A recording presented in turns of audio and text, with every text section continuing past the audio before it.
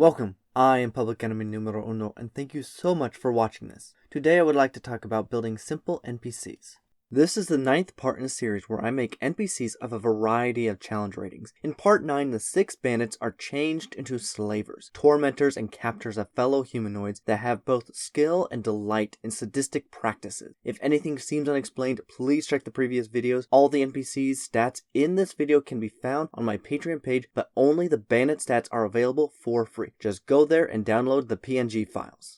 Starting out, the CR-1/8 bandit becomes the CR-1/8 lasher, a skilled brigand with a whip and penchant to snag its targets. Its main abilities are dexterity and charisma, as its skill with the whip and social terror are paramount in the lasher's pursuits. Its strength is penalized as the lasher's use of whips and tools do not rely on brute force. It gains the athletic skill to grapple creatures with a flick of its whip, which couples nicely with merciless captor, granting the lasher advantage on attack rolls against a creature that is currently being grappled. The lasher excels at catching a fleeing creature before finishing the job if it desires.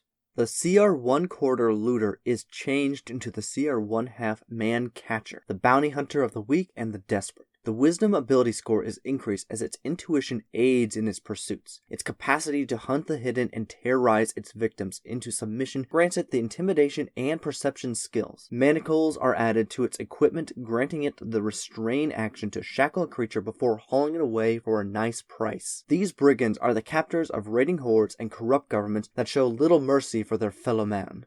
The CR-2 Raider is changed into the CR-3 Slaver, the captor of the unfortunate and tyrant of the chained. The insight skill is added to read the intentions of others, as well as the medicine skill, as any good slaver would want to ensure the quality of its products. As part of its multi-attack, the slaver may replace one of its attacks with the restrain action, useful to catch a PC off guard by chaining them up before sucker punching them in the gut.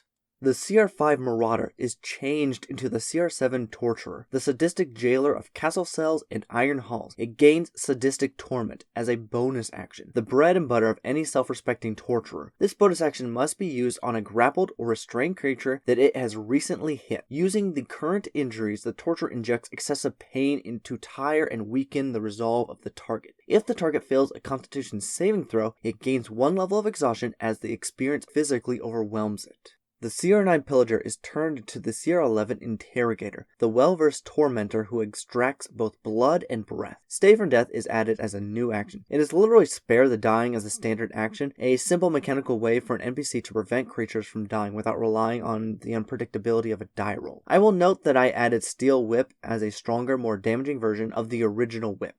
Finally, the CR-13 Ravager becomes the CR-15 Tyrant, the Lord of Change and Savage Delights. It gains the Strength saving throw to aid in keeping its footing and adding Sadistic Torment as part of the multi-attack. Now, a single weapon attack may be replaced by either Restrain or Sadistic Torment, not both. This allows the Tyrant to continually use Sadistic Torment, a method to force exhaustion upon creatures. Exhaustion as a mechanic cannot be understated, as it is a dangerous debuff that is difficult to remove.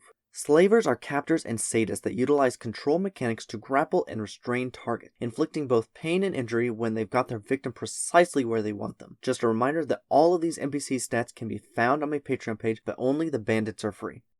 With that, if you like what you saw, please give me a thumbs up and consider subscribing. If you'd like to support me, I do have a Patreon page that is in the video's description. Please comment down below as I would love to hear more ideas or criticisms. Thank you again for watching my video and have an enjoyable day.